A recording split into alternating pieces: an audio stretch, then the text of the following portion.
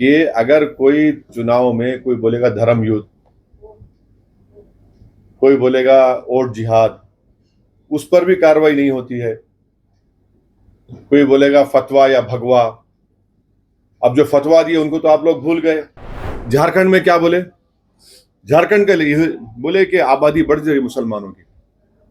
हर वक्त गंदगी, जबकि मैं शुरू से हम बोल रहे टीएफआर रेट, अब याद करो। आप बच्चे कभी बोलते हैं बच्चे पैदा क्यों कर रहे, इनका हर एमपी बोलता 2 बच्चे बस, उससे बढ़ कर तो उसको वो नहीं मिलना, गवर्नमेंट का स्कीम से नहीं, कोई फायदा नहीं होना। अरे एक तो पकड़ के चलो कुछ तो भी।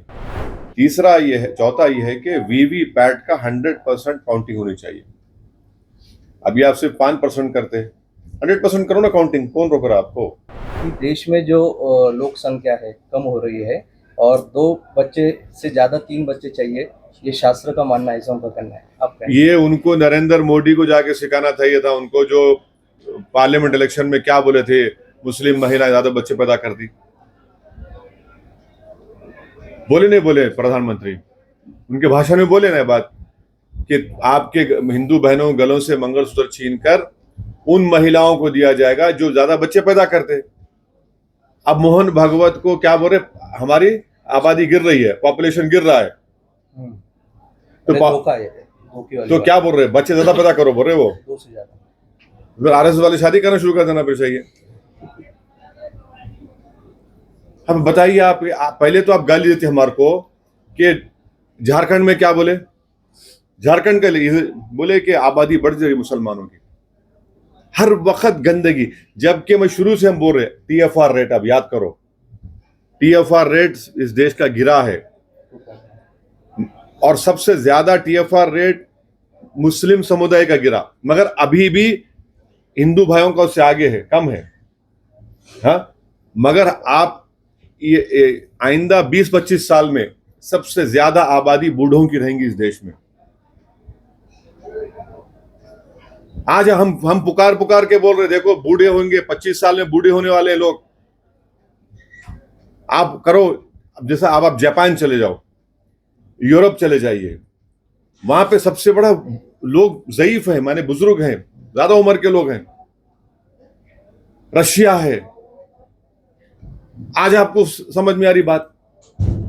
आप बच्चे कभी बोलते हैं बच्चे पैदा क्यों कर रहे, इनका हर एमपी बोलता 2 बच्चे बस, उससे बढ़ कर तो उसको वो नहीं मिलना, गवर्नमेंट का स्कीम से नहीं, कोई फायदा नहीं होना।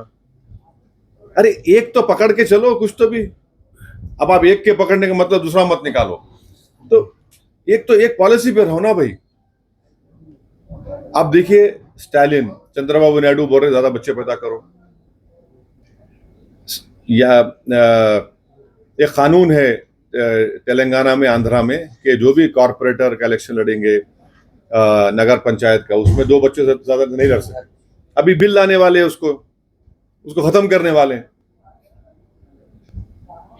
बिल लाने वाले हैं, खत्म, तेलंगाना में आने वाला है। आंध्रा में नायडू बोल दिए कि ज्यादा बच्चे पैदा करो, स्टालिन बोल ज्यादा बच्चे पैदा करो। ये लोगों को समझ में आता ही नहीं ना, खाली एक ही दिखता उनको, बस मुसलमान मुसलमान वो सा करो, वही कर रहे।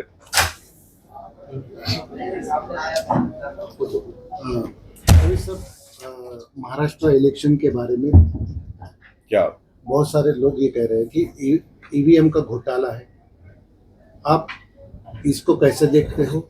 और ये वाकई में, जैसा औरंगाबाद में आप भी देखे हो, आप घूमे हो, यहाँ पर पैसा ज़्यादा चला है, क्या आपको लगता है क्या रीज़न है जो इतना लैंड इसके ऊपर जीत के आई है बीजेपी? रिजल्ट आया नहीं, एक तो ये कि एक वीडियो आप तमाम ने देखा कि पोलिंग के दिन एक बीजेपी के नेता के तरफ में कम से कम 100-150 महिलाएं खड़ी हुई हैं और अपने हाथों से पैसे बांट रहे हैं।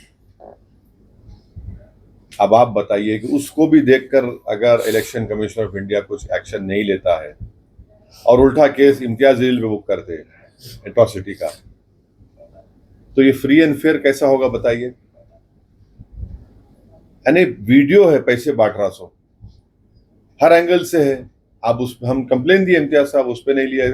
एक शादी खाने में बैठकर पैसे बांट रहे थे। तीसरी बात यह कि इलेक्शन कमिश्नर का जो अपॉइंटमेंट है वो गलत है। कैसे?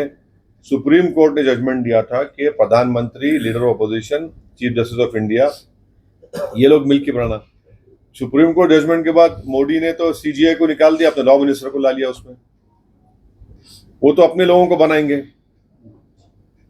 क्योंकि वोट ज्यादा उनके पास आएगा। वो गलत है, उसको चेंज करना चाहिए, सुप्रीम कोर्ट ने कहा था। चौथा ये है कि वीवीपैट का 100% काउंटिंग होनी चाहिए। अभी आप सिर्फ 5% करते हैं, 100% करो ना काउंटिंग, कौन रोक रहा है आपको?